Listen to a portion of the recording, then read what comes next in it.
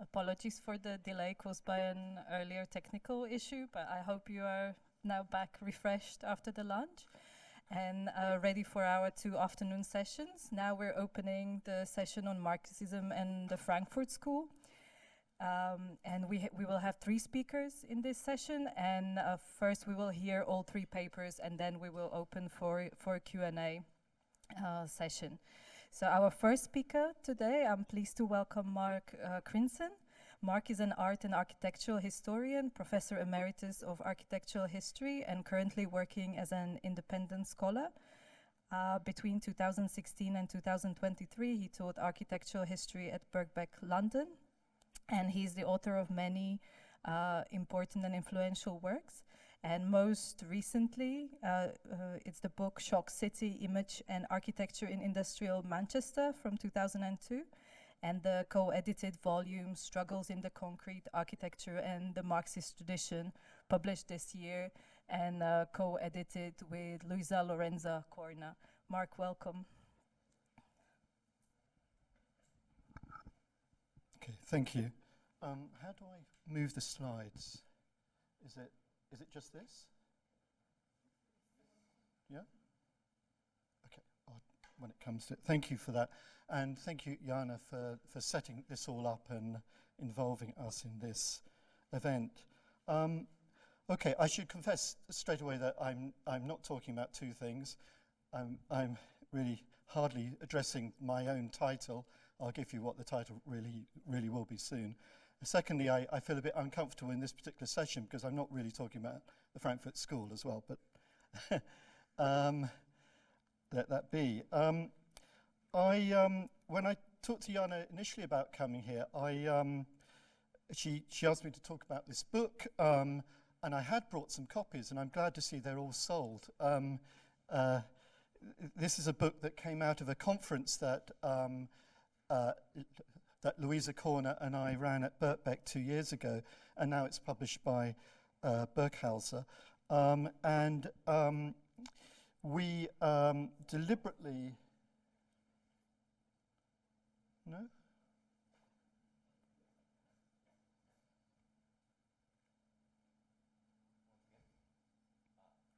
Yeah, okay.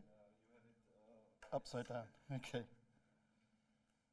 Okay, so this just gives you a broad sense from the contents pages of the kind of coverage that we have in the book and the range of writers, and the kind of subjects, the objects and sites and thinkers that we deal with, the housing, the construction site, archives, the city streets, the architect's office, and its precariat of assistance, gender relations in architecture, the factory, the journal itself as a medium, and the world imagined as architecture's territory. So those are the kinds of subjects that we cover in the book. It's very much an expanded field of architecture, and I'll talk more about that later on. And it also addresses, particularly in the introduction to the book, we also address the intermittent or sporadic relationship between the Marxist tradition and architecture. And again, I'll fill that out a little bit later as well. I'm actually going to jump to my talk proper now. Yeah, so this is really the title of my talk, and I hope there's a little bit of a surprise, not just the title being different, but also it's about Friedrich Engels, architectural historian. I guess there could be a question mark there, but that's the kind of challenge that I posed myself, really. There's an article in the current issue of New Left Review. New Left Review is the Marxist journal of the New Left in Britain, established in 1960. Anyway, there's an article in the current issue of it in which Owen Hatherley, who's quite a prominent architectural critic in Britain, discusses recent books about the architecture of the Soviet bloc and since. At the end, he asks several questions about what a socialist architecture might really be like. These are crucial, he says, but not, and this is what interests me, not questions you will find architectural historians pondering. Now, given that Hatherley has spent most of his piece considering the stylistic varieties and visual effects, almost entirely a matter of surfaces and facades, of Soviet and post-Soviet buildings, and the various signature approaches and political attitudes of their architects. In other words, his approach is not unusual for mainstream architectural critics. It's unclear to me how Hatherley himself would answer his questions. To put it slightly differently, if a socialist architecture needs to be different in some fundamental ways from an architecture of capitalism, then should not an architectural history and criticism with socialist aspirations also attempt to be fundamentally different from existing forms of architectural history? So that's my question here. My question to him, effectively, back to him. You know, effectively, why isn't he doing something in his own approach that would be the measure of the kinds of questions that he poses? By chance, the following article in the same New Left Review issue indicates the problem in another field. I quote, "Where is literary criticism?" it asks. "How does it slice through the world?" Unquote. Now, there are no clear answers about architectural history and criticism from the Marxist tradition itself, I would say. And the New Left Review has been little interested in this issue. I look back and I could count maybe 8 articles over its 65-year history, maybe 8, that dealt with the subject, architecture. 3 of those occurred in the first 2 years. So you can imagine, and I think 3 or 4 in the last 5. So there's this huge gap. People like Frederick Jameson published 1 or 2. Owen Hatherley himself has published 2. So this is the main Marxist journal, and it doesn't really address architecture. I was at the Historical Materialism Conference in London a month ago, big Marxist conference. You could count on the fingers of one hand how many sessions it has had on the subject as well, architecture. So it seems to be that, as it were, Marxism, as it's practiced in theory and philosophy and criticism, doesn't really look at architecture.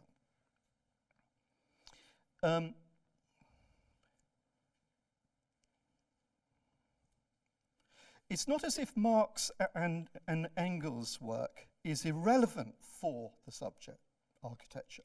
Everywhere, of course, it has implications for how it might be understood. But there is no doubt that architecture barely existed as a proper object of study for the major Marxist thinkers. And yet, 3 of the great problematics of this work, enclosure, labour, and money, all have direct relation, of course, to architecture. Enclosure was inscribed and enacted by new forms of landscape, road systems, and farms. So in my expanded concept of it, enclosure would be very important. Labour value was extracted in what Marx called the vast automaton of the factory. And commodities and money were traded in exchange buildings like this one on the left, where the bearers of economic relations came to market. And while we accept that the reification of social relations defies representation, and the materiality of capitalism's social relations exceeds empirical detectability, these factories and exchanges are neither mute nor mere containers. They manifest the symptoms, at least, of the system. They were shaped around activity and shaped that activity. They had spatial itineraries and representational programs. They had limits and affordances in their materials and structures. Their placement within cities had effects on their surrounds, and so on and so forth. Despite this, however, the built environment is a glaring absence in the work of the major early figures of Marxism. Marx himself, Luxemburg, Lenin, Kautsky, Trotsky, and so forth. Rarely explicit in the work they did. Even in the later work of Western Marxists, as we in Western Europe call them, is at best intermittent or at the fringes. In Krakau's work, there's actually quite a lot. There's a very interesting essay in Krakow in our book. Of course, in Walter Benjamin, a little in late Lukács. There's an interesting late book just being translated, The Specificity of the Aesthetic, in which he discusses it. It's not really, of course, until we get to figures like Lefebvre, Tafuri, and Jameson that Marxism finds its first great writers on architecture. But now there is this strange cut-off, and perhaps that is the effect of the architecture culture, that this work doesn't really feed back into Marxist theory, nor does it establish a tradition. As I say, I think it's still intermittent within architectural theory and history. The view from the design studio is only ever going to give a partial version of architecture. It's one response to this, never something that could really claim to be a totality in Marxist sense.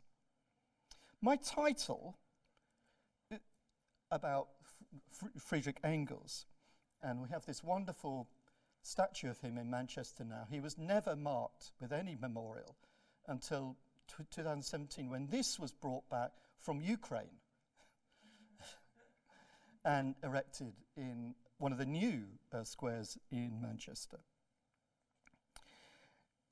So, having mentioned the lack of architecture in Marx and the founding Marxists, I want to make an exception, actually, for Engels and his book, The Condition of the Working Class in England, of 1845. Product of the 21 months that he spent in his first stay in Manchester between 1842 and 1844. I want to present the condition, or at least those parts of it about Manchester, as an alternative way of slicing through the world to make architectural history.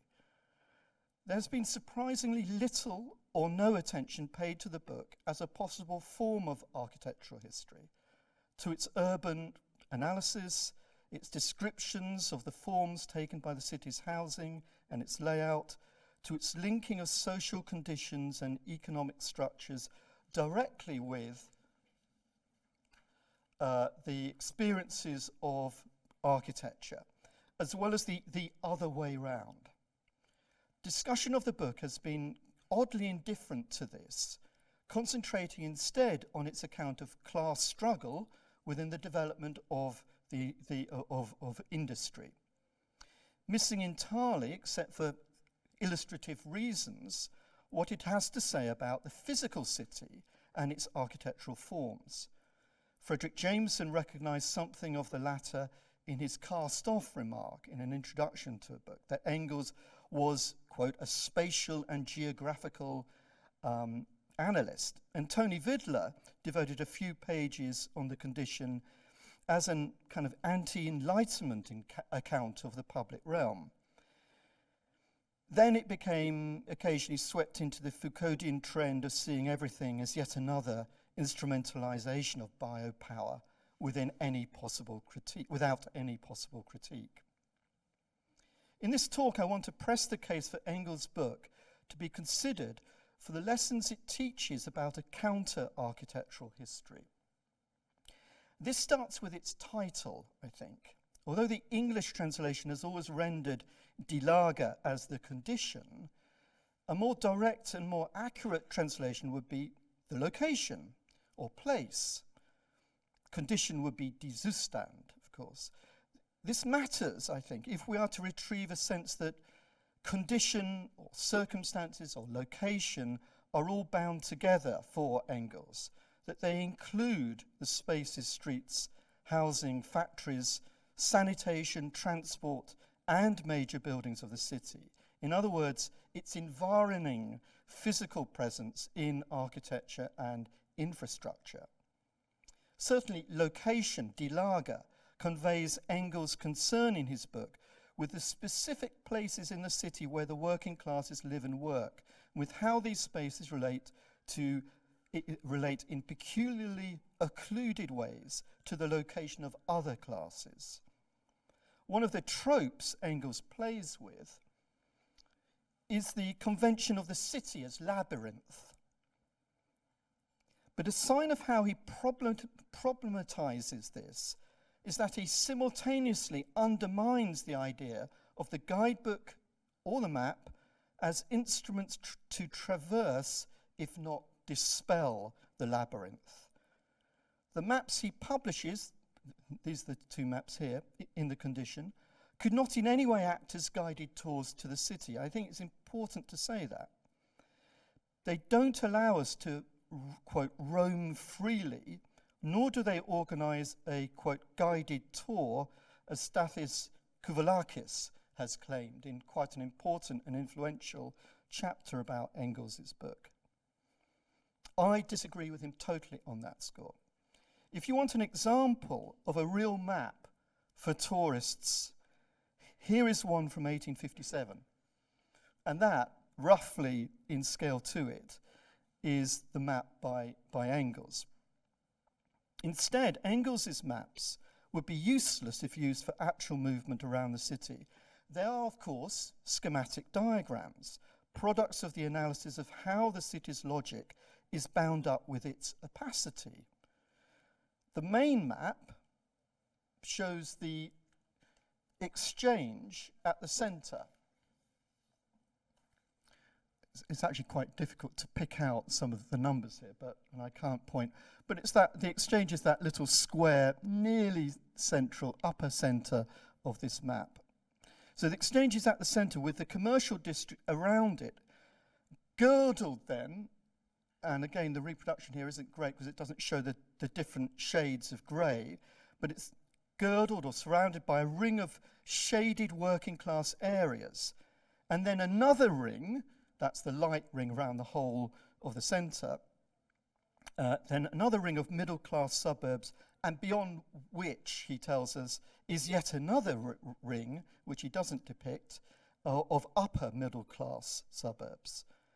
So greyness also stands at the kind of darker grey, which would be here, also stands for the property-less, while the rings beyond it for the propertied. The main streets, railways and canals create a loose spider's web of infrastructure. The apparent confusion of the old town, and this is the other map, and it isn't the whole of the old town, it's just one area, what's called Long Millgate, just beside the cathedral, in fact. The apparent confusion of the old town is shown here in a map of the Long Millgate slum, which is, the slum was entirely within that kind of biomorphic shape, as a kind of island in the city's flow, tangled and rotten in its centre. It epitomizes the logic that underpins the city as a whole. So Engels' account of Manchester is organised around this logic, a trope of concealment via what he calls the hypocritical plan. Those who travel the city's streets into and out of its commercial heart are sealed off from the squalor of its working class areas. Misery is hidden, as Engels says, concealed by the cloak of charity, from the eyes of these wealthier citizens by the architecture itself, by the glitter of well-maintained shops that line the main thoroughfares, by the spectacle, and I use the term with a deliberate kind of situationist gloss, the spectacle of immense warehouses and hotels. And this plan works, Engels suggests, through tender concealment, through a, quote, systematic shutting out of the working class from the thoroughfares. The streets of the city are its Potemkin villages. They pretend to be one fine thing while screening off something much worse. More than an index of the condition of the society, they conceal how the deadly dance of wealth and poverty are integral to the city's structure. Now, if the reader or visitor here is like a flaneur, as some claim, he is of a very strange kind. So I'm going to challenge this notion that Engels is a flaneur, or he sets up his reader as a kind of flaneur. Often balked, lost or confused, he tells us this. He wanders down narrow passages and blind alleys, quote, turning countless corners. He has, quote, lost all clue, unquote, in this labyrinth, Engels' term. Not at home, not able to hide within the crowd, he stands exposed as alien to these surroundings, not as their confident botanizer. That's a kind of quote from Walter Benjamin, the flaneur botanizes upon the asphalt. So he's not a flaneur. If this is a flaneur, then he is deliberately exposed in all his pretensions, like Engels does with other conventions of an aesthetic type, as we'll see. Rather than othering these spaces, understanding them as absolutely unknowable, what Engels is insisting on here is a respect for the inside knowledge, the insider's knowledge of those who actually live there, who are largely not exposed to view. That knowledge is not available to guidebook users and not seen as relevant to them. With their maps that should navigate anywhere. One cannot simply oversee or survey the city to know it. The map and the guidebook are not just inadequate tools, but worse, they give the impression of opening onto or being natural to their object, of encompassing all knowledge necessary to it. The map and the guidebook need at least refunctioning, at best subverting. In this, Engels was not just separating his work from the tools of tourism, but from that practice of social observation and instrumentalized legibility by which social reformers and administrators were describing and symptomatizing the problems of the city, while beyond them a small army of middle-class visitors, missionaries, philanthropists, doctors, even the odd architect, apparently, gathered information and impressions about the life and living conditions of the poor. It would be a mistake, I think a big mistake, to subsume Engels within this visiting mode. Much better to think of him as at an oblique angle to it, if not quite challenging it. He also used newspaper reports. I think this is quite important. He used newspaper reports, official reports, and non-official documents, about all of which he was sceptical. Above all, though, his knowledge of the city's poorer areas came from long and repeated contacts with those who lived there, as well as guidance from trusted companions. Engels insists that his descriptions work against the established aesthetic conventions for picturing the city, for setting it out as organized for the pleasures of the privileged beholder. One of these conventions was the prospect, described by William Hazlitt, the great art critic. The prospect was something which, quote, must present sharp, striking points of view or singular forms, or one object must relieve and set off another. There must be distinct stages and salient points for the eye to rest upon or start from in its progress over the expanse before it. That's Hazlitt. Now, Engels takes us to one such salient point, Ducie Bridge, just outside the city centre. So I should say that it's number 7, if you can see number 7 there, just to the right of number 4.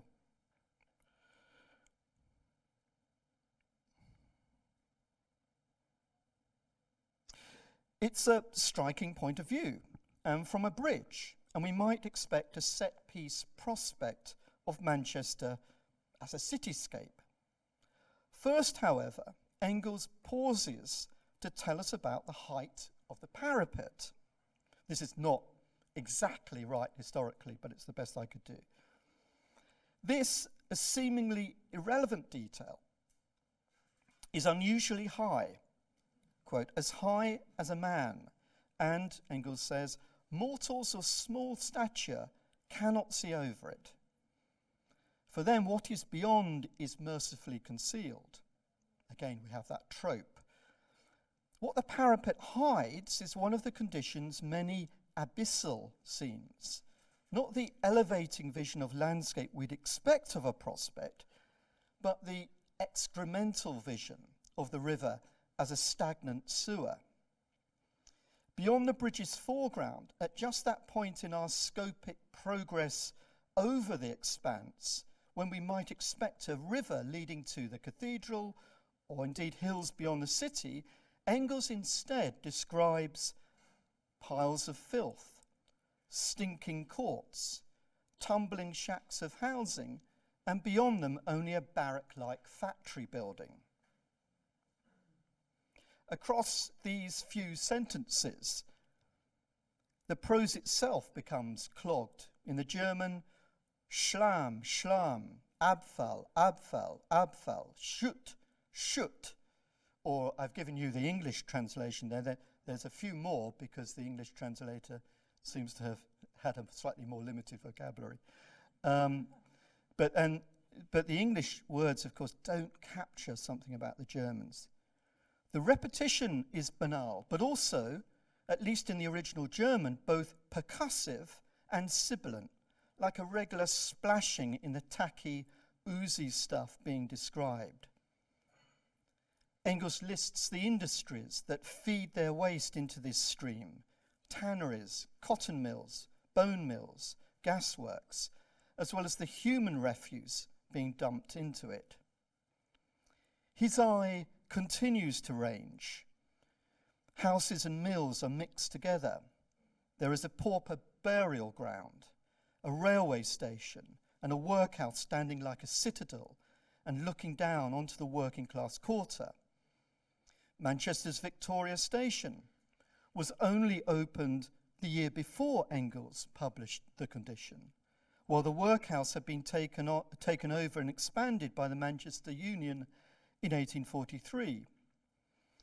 When most architectural historians today would, of course, only have eyes for such new buildings and infrastructure, discussing them as existing or unfolding in their own temporality, Engels registers them all at once. They are implacable, oppressive, at best indifferent, providing human transport, warehousing for the poor, or the means for their abject disposal.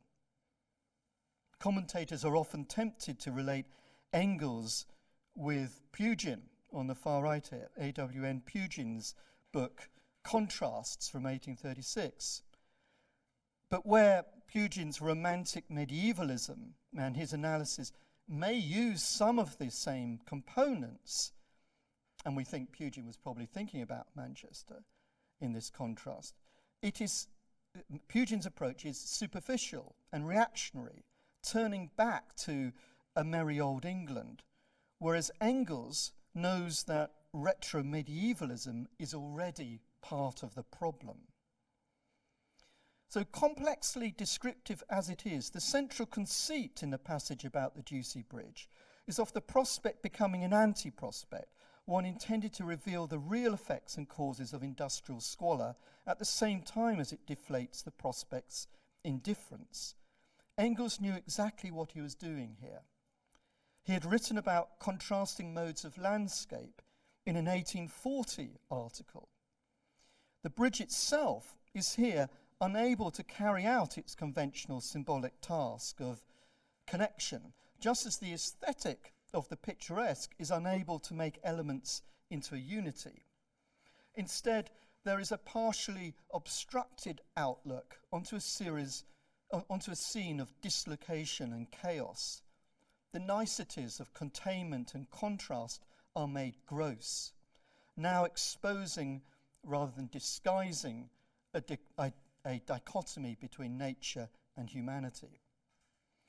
There are pungent details in Engels' descriptions, both architectural and more mundane. Below Ducie Bridge, for instance, where, quote, each house is packed close behind its neighbour and a bit of each is visible, all black, smoky, crumbling, ancient, with broken panes and window frames. Or the slum of Little Ireland, with its dilapidated cottages, their windows broken and patched with oilskin, the doors and doorposts broken. Or, quote, the stakes and washing lines on a rough bank. There are often visceral responses felt through all of the senses. But at the same time, the representation of the poor and their spaces is treated by Engels as inherently problematic. It is necessarily voyeuristic, if one is to get beyond the spectacle of the streets, but the eye stays on conditions, not on the human occupants. Engels is arguing that the poor need to be placed as central to any account of the making and unmaking of the city and its architecture. The mercifully concealed view from Ducie Bridge is an epitome of this larger logic, the plan working systematically to hide its under or downside. The city is a work of design and intent, even without master plans and architects' visions. The obscene disorder of Manchester, its overcrowded slums, is the other side of the scene, the logic of capitalist development. In the so-called New Town, you see a detail from that map that Engels had made, showing the New Town. In the so-called New Town, just outside and to the northeast of the city centre, Engels finds another form of urbanism in the occasional outcrop of rows of new housing sitting on the naked clay soil with colonies of pigs wandering around or penned in small yards. As opposed to the accidental configurations of the old town, seemingly inherited from the past, but whose overcrowding and state of ruin, Engels insists, are both deliberate products of the industrial world pulling in its peripheral populations as labour, the new town housing blocks are the speculative builders' works of design. But the new town's apparently more orderly arrangement of streets and houses is actually worse than the slums of the old town, because the housing is squeezed onto small sites, planless inside. With the closed-in courtyards trapping the air, the back-to-back positioning of the houses prevents through ventilation. In another arrangement, 3 rows of houses are divided only by a narrow back alley, each row's rent determined by their relative degrees of ventilation. This calculus, based on access to the air itself, is now both graduated by design and correlated with rental value. In addition, the residents suffer smoke pollution carried by the prevailing winds. Engels goes into some detail about the brick construction of walls and the sparing of materials is another thin form of concealment. The weak structures are the effect of the short leases given to the contractors. Squeezed time, squeezed costs, and squeezed rents.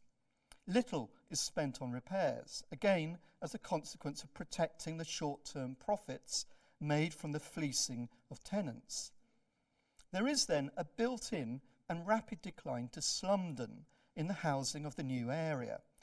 Architecture may be new in the new town, but there is no progress in either the courtyard buildings or the terraces. They are no better than the planless slums of the old town, even if their new construction and uniform plans may bear the weight of expectation. Here, Engels's critical architectural history, and I think it can be called that, reveals how the very organization of space itself embodies and undergirds what he calls social warfare.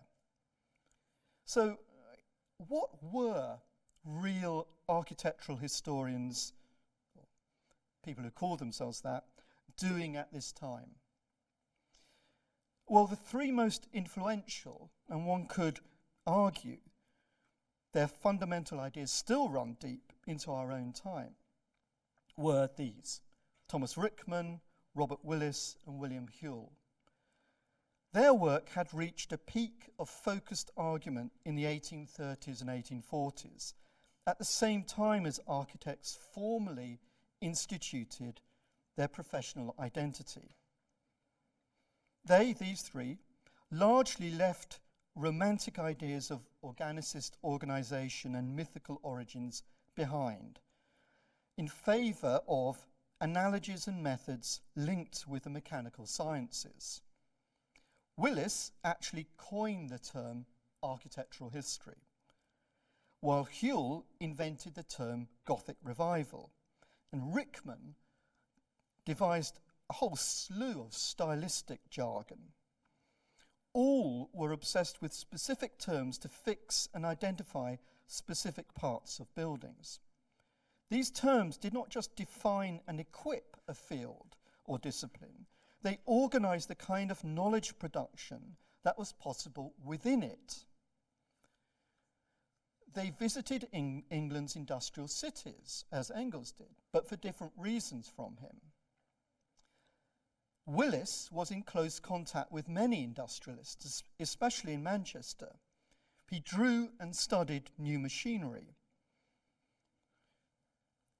For both engineering and architectural purposes, he developed a technique of isometric drawings.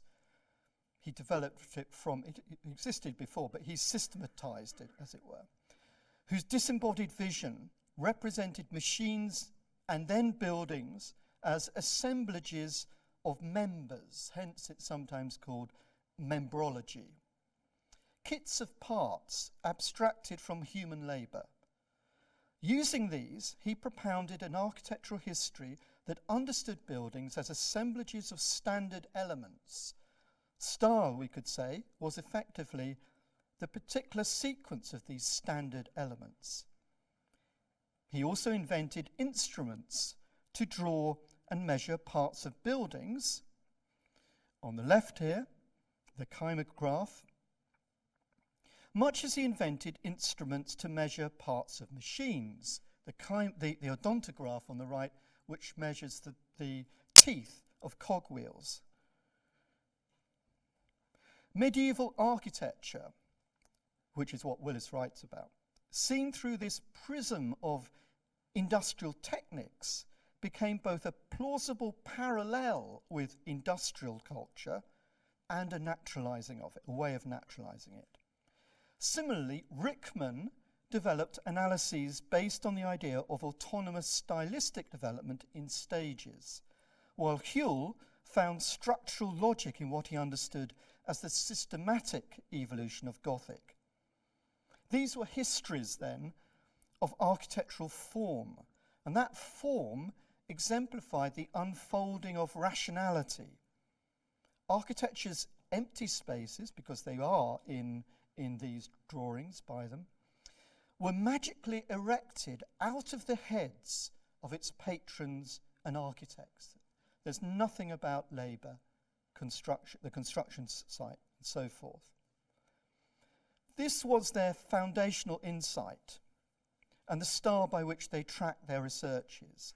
Buildings seen in this way were essentially isolated, demonstrative loci without relevance for their environments, and vice versa. And this approach had direct relation with the interests of the new industrial bourgeoisie. The rhetoric of neutrality facilitated the authority of this strata of experts, some of whom worked as much across industrial machinery as architecture. Certainly that was true for Willis and Whewell. Just as it enhanced the capitalist subsumption of labour power, it was also, through its specialised protocols, lexicon and research methods, as well as its limited disciplinary objects, a product of the division of mental labour. In this work, as well as in that of German contemporaries like Karl Schnazer and Franz Kugler, buildings were abstracted as much from their condition of production as from their historical purposes and experiences. Architectural history was thus similar to that call to history mocked by Marx and Engels in 1845. You ought to have happened in such and such a way, they wrote. Whereas in Engels, the city, of course, the city and its places of production, its relations between worker and industrialist, as well as the experiences generated by it, as both monad and crowd, as bubbles of self-interest, as excluding zones, as scenes of abjection, all of those things are in Engels. They're everywhere. Die Lage is both what produces the working class and what is the measure of its state. The new discipline of architectural history, however, had nothing to say on those matters. Thank you.